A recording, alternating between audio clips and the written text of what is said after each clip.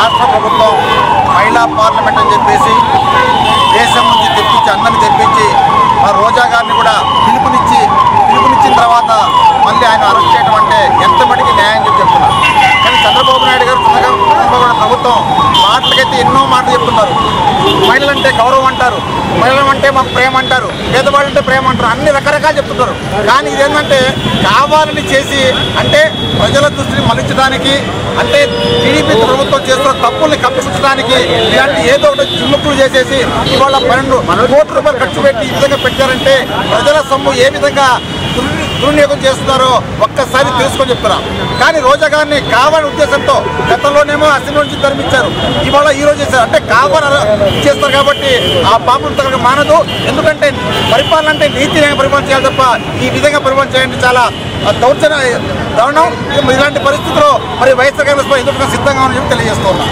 వచ్చిన తర్వాత వరుసగా మహిళలపై జరుగుతున్నటువంటి సంఘటనలు చూస్తూ ఉంటే ఇవాళ మహిళలే కాదు సభ్య సమాజం సిగ్గుతో తలవంచుకునే పరిస్థితులు ఇవాళ కనిపిస్తూ ఉన్నాయి.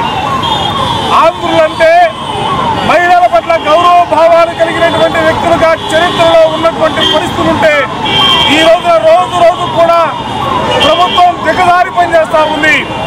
ఆ రోజున వనజాక్షిని మొదలుకొని మొన్నటి అనంతపురంలో జరిగినటువంటి సంఘటన వరకు కూడా ప్రతి సంఘటన కూడా మహిళల పట్ల దురుసుగా వ్యవహరిస్తున్నటువంటి పరిస్థితులు. ఈ రోజున రాష్ట్ర వ్యాప్తంగా కూడా మహిళల్లో పెద్ద ఎత్తున నిరసన వ్యక్తం అవుతున్నటువంటి పరిస్థితుల్లో మహిళా సాధికారత పేరుతో ప్రభుత్వం మహిళలకు ఏదో వరగబెట్టబోతుందనే భావాన్ని కలిగించడం కోసం 12 కోట్ల రూపాయలు ఖర్చు పెట్టి దేశ విదేశాల నుంచి ఇవాళ పెద్ద వాళ్ళందరికీ కూడా పిలిచినటువంటి పరిస్థితులు. ఇవాళ నేను సూటిగా అడుగుతూ ఉన్నా, నువ్వు ఈ రాష్ట్రం అంటే ఈ రాష్ట్రంలో జరుగుతున్నటువంటి పరిస్థితులు తెలియని వాళ్ళని పిలిచి మాట్లాడించవచ్చు. కానీ ఈ రాష్ట్రంలో జరుగుతున్నటువంటి పరిస్థితులు శాసనసభ్యులుగా మహిళలు గెలిస్తే వాళ్ళని సాధికారత సభకి నువ్వు ఆహ్వానిస్తే వాళ్ళు వస్తూ ఉంటే ఎయిర్పోర్ట్ నుంచి అడ్డించాడు శాసనసభ్యులుగా ఉన్నటువంటి రోజా గారిని పోలీసులు వ్యాన్ ఎక్కిస్తారు. ఆ పోలీసులు వ్యాన్ ఎక్కించిన తర్వాత కూడా ఒక ప్రాంతానికి తీసుకెళ్లరు, జిల్లాలు మార్చి రోడ్లు మార్చి ఇవాళ రోజా గారిని తిప్పినటువంటి పరిస్థితులు.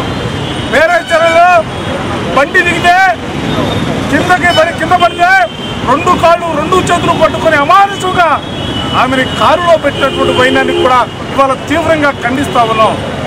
ఏ దిశకి పరిపాలన తీసుకెళ్తున్నారని అడుగుతా ఉన్నాం. చంద్రబాబు నాయుడు గారు కానీ ఇవాళ నిర్వహిస్తున్నటువంటి సుప్రసాద్ గారు కానీ ఇవాళ మహిళలందరూ కూడా సమాధానం చెప్పవలసినటువంటి పరిస్థితులు ఉన్నాయి. ఇవాళ మీరు చేసే ఏదో చెబుతుంటారు పెద్దలు, మహిళల్ని గౌరవించడం కోసమే సాధికారిత సభ పెట్టాం. వాళ్ళందరికీ కూడా జీవనంలో ప్రధానమైనటువంటి సమస్య రావాలని ఓ పక్క చెబుతూనే మరో పక్క కారు కొనుక్కుంటే షెడ్లో ఉండాలా, ఆడవాళ్ళైతే వంటింట్లో ఉండాలా, బయటకు వస్తే ఇబ్బందులనే మాటలు మాట్లాడతారు సాధికార సభ పెట్టే ముందే. ముఖ్యమంత్రి గారు మహిళల పట్ల చిన్న చూపు చూస్తున్నటువంటి వైనం. ఇవాళ రోజాకు జరిగినటువంటి అవమానం వైఎస్ఆర్ కాంగ్రెస్ పార్టీకి జరిగినటువంటి అవమానంగా మేము భావించడం, ప్రజాస్వామ్యానికే జరిగిన అవమానంగా భావిస్తా ఉన్నాం. అందుకే భారత రాజ్యాంగ నిర్మాత డాక్టర్ బిఆర్ అంబేద్కర్ గారి పాదాల చెత్త ఈ రాష్ట్ర ప్రభుత్వం పోతున్నటువంటి పోకళ్ళు